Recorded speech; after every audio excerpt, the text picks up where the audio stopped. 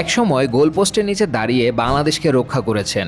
আজ সেই আমিনুল হক দেশের ক্রীড়াঙ্গনের দায়িত্বে, যুব ও ক্রীড়া প্রতিমন্ত্রী হিসেবে। নানা জল্পনার অবসান ঘটিয়ে টেকনোক্র্যাট কোটায় দায়িত্ব নিয়েছেন জাতীয় ফুটবল দলের সাবেক এই অধিনায়ক। ঢাকা ১৬ আসনে অল্প ব্যবধানে হারলেও থেমে যাননি তিনি।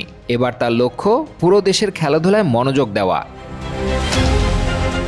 ভোলার ছেলে আমিনুলের পথ চলা শুরু হয়েছিল মোহামেডান স্পোর্টিং ক্লাব দিয়ে।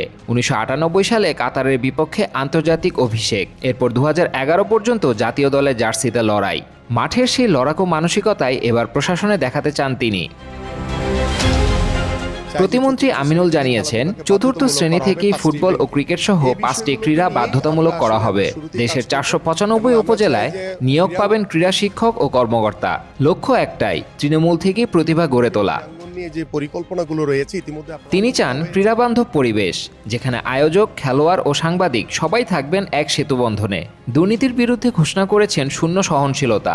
অবসরের পর খেলোয়াড়দের চাকরির নিশ্চয়তার কথাও দিয়েছেন তিনি। সাকিব মাশরাফির মতো কিংবদন্তিদের ফিরিয়ে আনার ইঙ্গিত, বিসিবি নির্বাচন নিয়ে প্রশ্ন আর আন্তর্জাতিক সম্পর্কের ভারসাম্য, সব মিলিয়ে বড় চ্যালেঞ্জ এখন তার সামনে। গোলপোস্ট থেকে মন্ত্রিসভা, আমিনুলের নতুন ইতিহাস কেমন হবে সেটা সময়ই বলবে। তবে এখন দেখার পালা, মাঠের সেই নেতৃত্ব দেশের ক্রীড়ার ভবিষ্যৎ নির্ধারণে কী চমক দেখান।